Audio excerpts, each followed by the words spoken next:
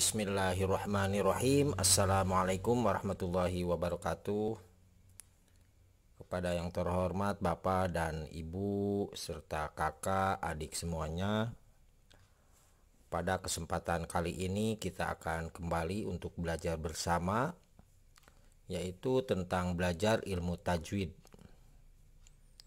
Dan di sini saya tuliskan apa itu nun sukun dan tanwin ya. Nah, ini adalah nun sukun dan ini adalah tanwin. Nah, untuk nun sukun dan tanwin ini adalah harkat tanda baca pada Al-Qur'an ya. Di video sebelumnya sudah saya upload, dan silahkan Bapak Ibu, kakak dan adik semua bisa disimak di video sebelumnya tentang harkat tanda baca Al-Qur'an. Nah, di sini apa itu nun sukun atau tanwin? Nah, nun sukun adalah yang ini ya. Ini adalah huruf nun mati ya, atau huruf hijaiyah nun mati, dan ini adalah tanwin. Nah, untuk tanwin itu adalah patah tain. Maksud patah tain adalah patahnya dua ya, pas patah tain. Ini kasroh tain ya, kasrohnya dua, dan domah tain, domahnya dua. Untuk patah tain itu dibacanya an ya. Untuk domah untuk kasroh tain dibacanya in, dan untuk domah tain itu dibacanya un. Jadi yang patah tain an, yang kasroh tain in, dan yang domah tain itu adalah un. Jadi seperti itu. Nah, kemudian pada hukum nun sukun atau nun mati dan tanwin yang ini itu akan dibagi menjadi 4 hukum ya, para penonton semua, para bapak dan ibu. Jadi untuk nun ini dan tanwin ini hukumnya nanti akan dibagi 4 ya. Nah, di sini ada idhar, ikhfa, iqlab, idgham ya. Jadi hukum nun sukun dan tanwin itu dibagi menjadi 4. 1 idhar, 2 ikhfa, 3 iqlab, 4 idgham. Nah, sekarang kita akan ke idhar dulu ya, para ibu, bapak, dan kakak adik semua. Nah, apa itu idhar? Idhar adalah dibaca jelas atau terang apabila nun mati. Nah, apabila nun mati berarti yang ini. Apabila nun mati atau tanwin ya, atau tanwin yang ini, baik itu patah tain, domah tain, patah tain, kasroh tain, atau domah tain, bertemu dengan huruf izhar di depannya, maka akan berbunyi n. Nah, ini huruf idharnya ada 6. Ini di bawah sini huruf idharnya ada 6. Alif, ha, ain, ha, ghin, kho ya.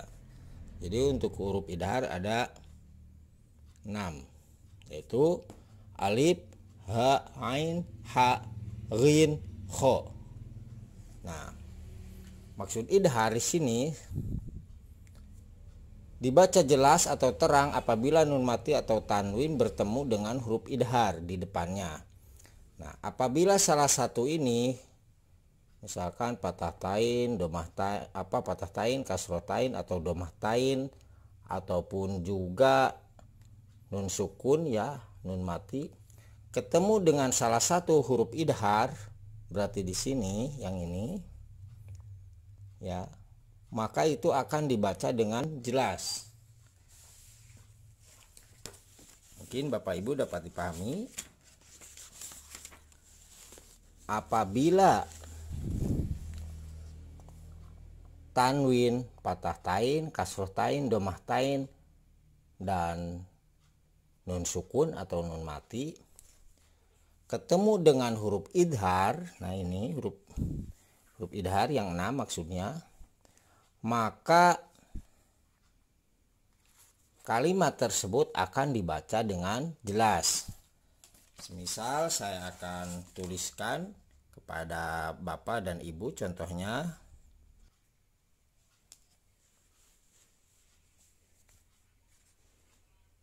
kita contohkan huruf kalimat an'amta ya.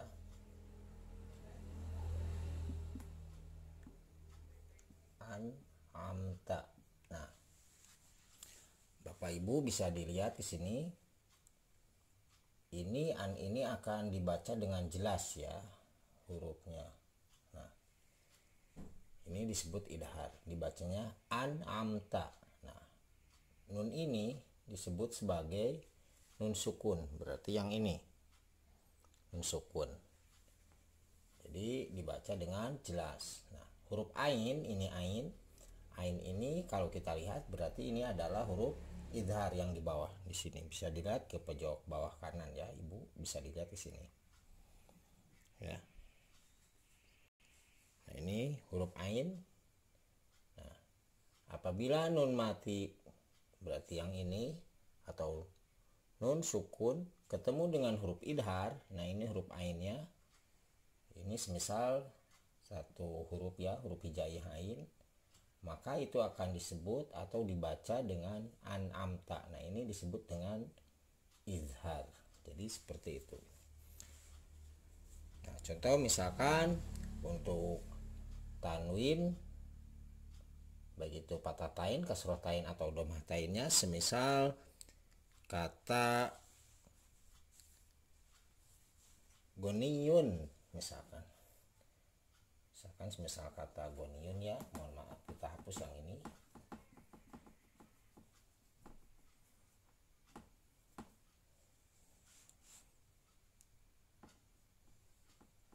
Goniyun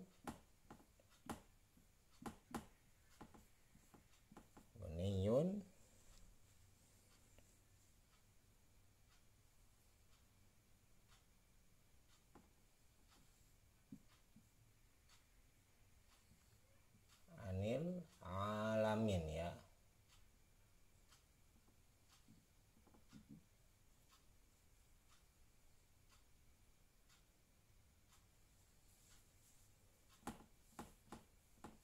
Goniyun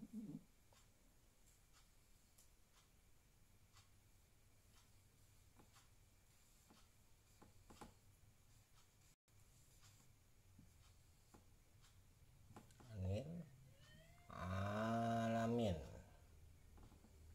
Nah, ini kasrah berdiri, patah berdiri ya. Alamin. Nah, Bapak Ibu bisa dilihat di sini ya. Goniyun anil alamin. Nah, goniyun, nah ini dhammah tain, berarti yang ini ya Bapak Ibu ya. Ini semisal dhammah tain, berarti ini huruf ain. Nah, huruf ain ini adalah huruf idhar, maka dibacanya itu adalah goniyun anil alamin ya. Jadi ini huruf idhar ya, maksudnya dibacanya idhar. Nah, mungkin dapat dipahami ya para Bapak, Ibu, kakak dan adik semuanya. Nah, itu contoh sekilas tentang huruf idhar ya. Nah, sekarang kita akan ke ikhfa ya. Ini kalau misalkan untuk pengertian dan jenis-jenisnya di idhar, ikhfa, iqlab dan idgham itu nanti kita akan satu persatu ya. Ini sekedar gambaran saja tentang hukum nun sukun atau tanwin itu seperti apa ya hukumnya. Nah, dan hukumnya itu tadi sudah kita jelaskan dibagi 4, 1 idhar, 2 ikhfa, 3 iqlab, dan yang keempat adalah idgham. Nah, sekarang kita yang kedua, ikhfa. Nah, ikhfa itu adalah sini menyembunyikan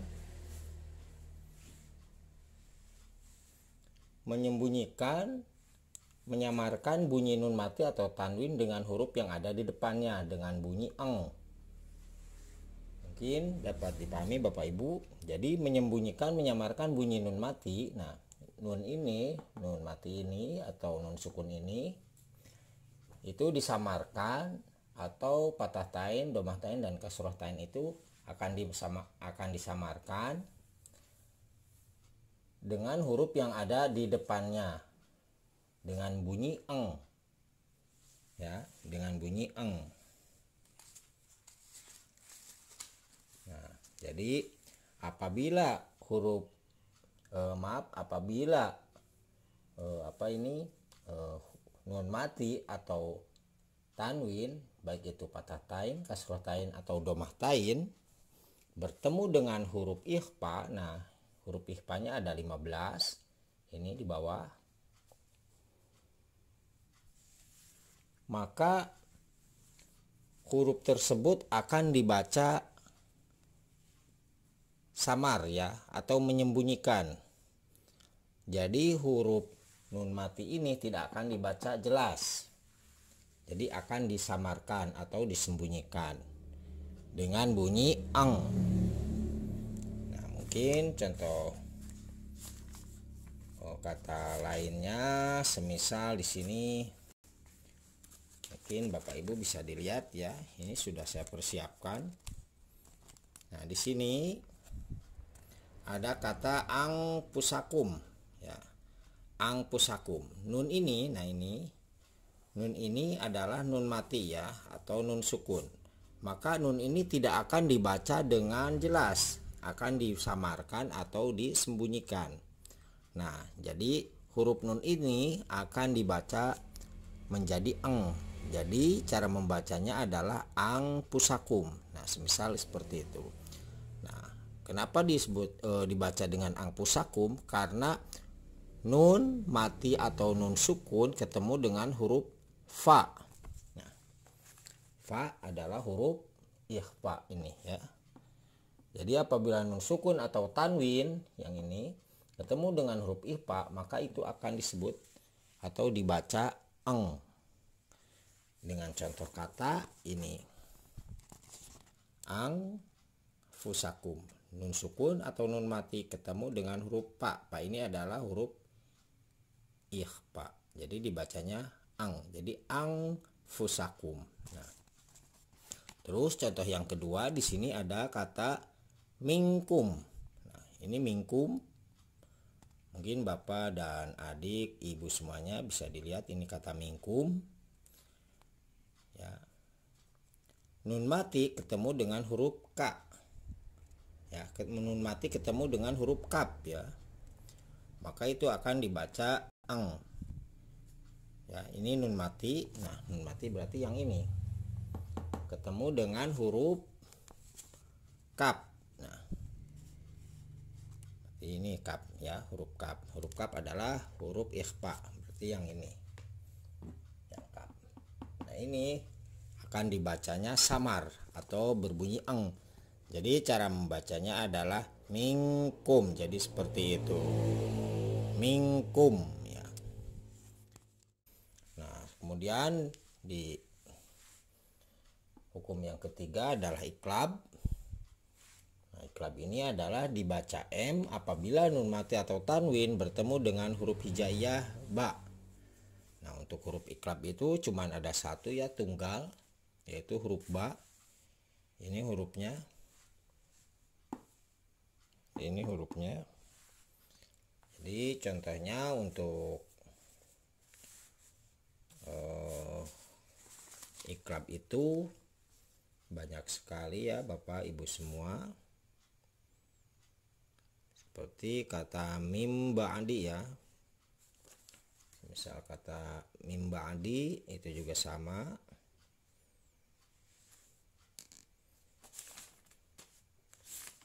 Kita cari di sini bareng-bareng apakah ada huruf iklab.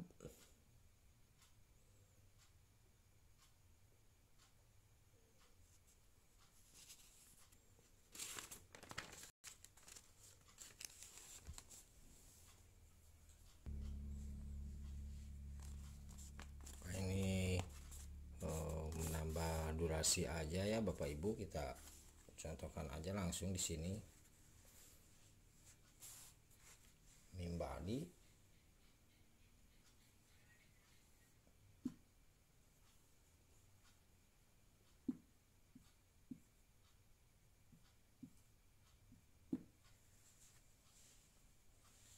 Nah, ini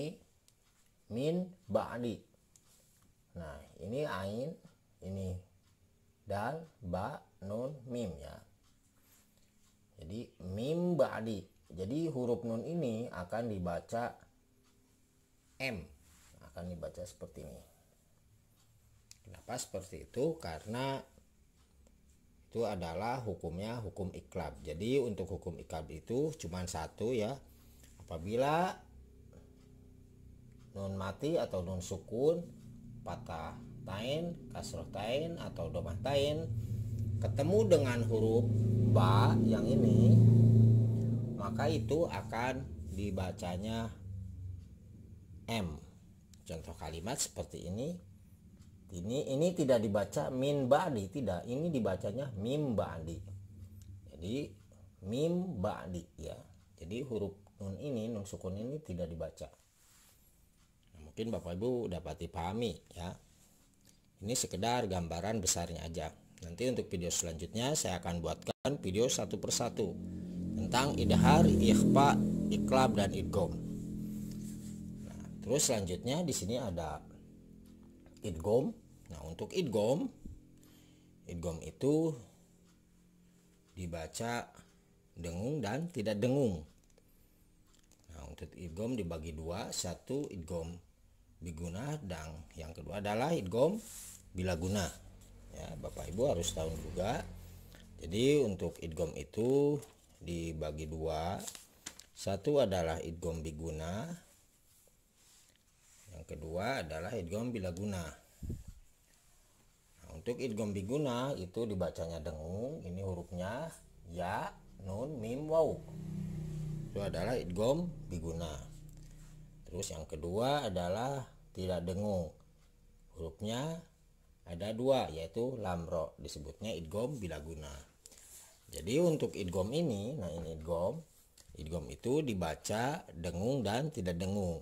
Kalau yang dengung disebut dengan idgham biguna. Kalau yang tidak dengung disebut dengan idgham bilaguna. Untuk huruf idgham biguna ada 4, ya, nun, mim, waw, dan untuk huruf idgham bilaguna ada 2, yaitu lam ro. Nah, untuk contohnya Bapak dan Ibu, kalau misalkan kita lihat kembali ya di sini di dalam Al-Qur'an. Semisal, mohon maaf ya, kita cari bersama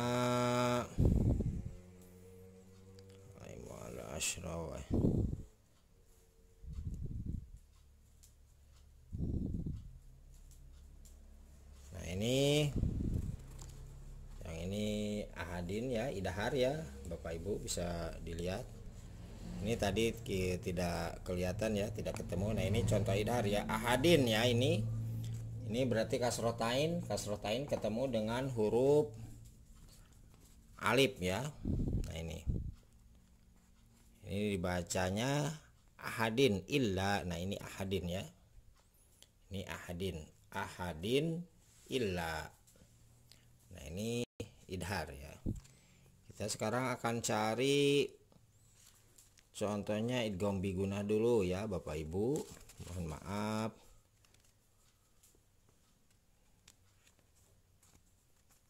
Nah, ini ada. Nah, ini ada, bisa dilihat Bapak Ibu. Nah, ini fariqum minhum. Nah, ini coba bisa dilihat. Nah, ini fariqum minhum. Nah, fariqum. Nah, ini tidak dibaca kun ya. Ini dibacanya kum. Ya, jadi dengung. Fariqum minhum. Nah, seperti itu. Kenapa dibaca seperti itu? Karena ini adalah idgham biguna, harus dengung. Fariqum minhum. Nah, kalau minhum, nah ini nun ketemu H, minhum ya, ini nun mati atau nun sukun ketemu dengan huruf H, ini disebutnya idhar ya. Ini sudah saya jelaskan yang tadi tentang idhar. Nah, Bapak Ibu dan kakak adik semua, kita lihatnya di sini aja. Fariqum ya, fariqum. Nah, ini domah tain. Nah, ini domah tain ketemu dengan huruf mim. Mimnya berarti ini huruf idgham biguna, maka dibacanya akan dengung. Jadi dibacanya farikum, ya, farikum minhum. Nah, mungkin seperti itu contohnya. Terus misal kita cari kembali di sini,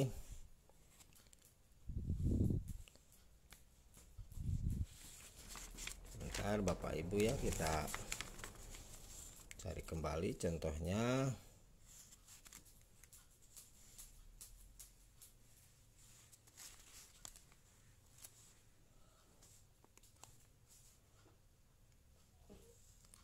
Nah, ini ada kata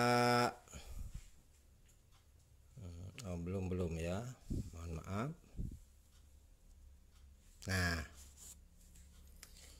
ini ada kata khairul lauka. Nah, ini Bapak Ibu bisa dilihat khairul, ya, kesini nih ya, khairul lauka. Nah, ini lam ini adalah huruf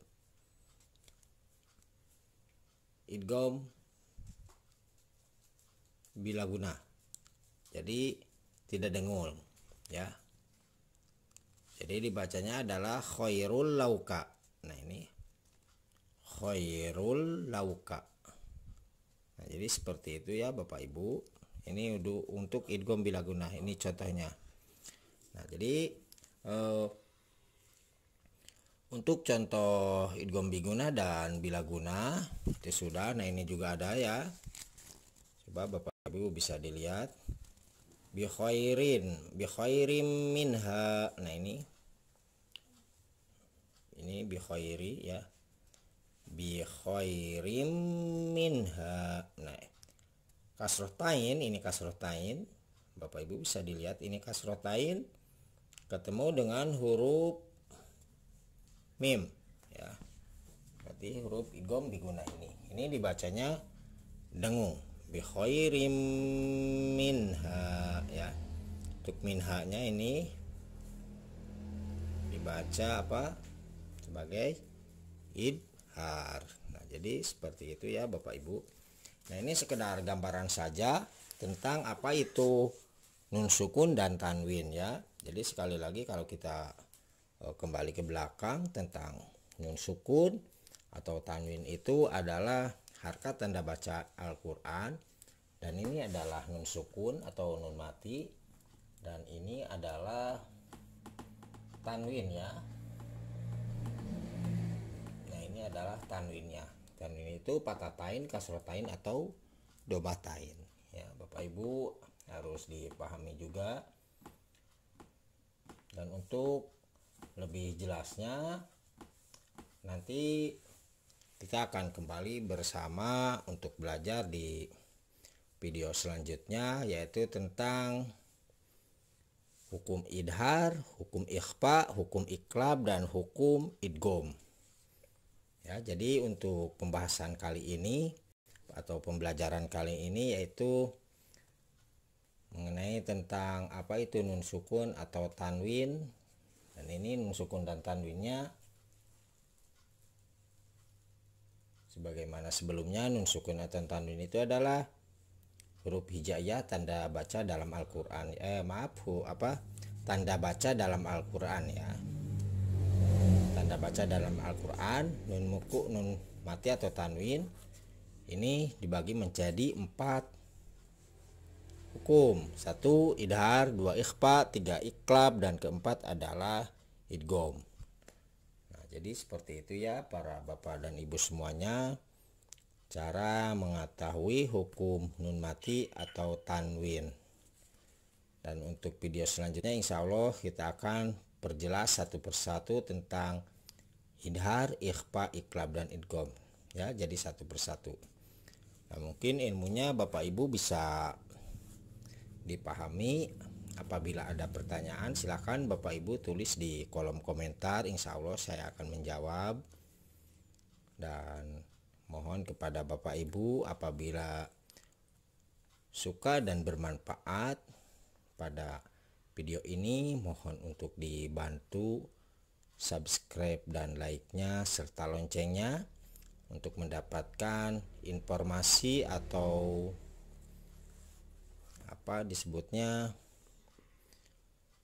pengetahuan yang terbaru ketika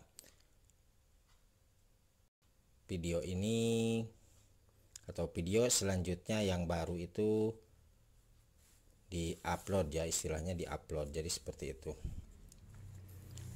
Mungkin terima kasih Bapak Ibu semua telah melihat video ini. Saya ucapkan terima kasih banyak dan semoga untuk ilmunya bisa bermanfaat.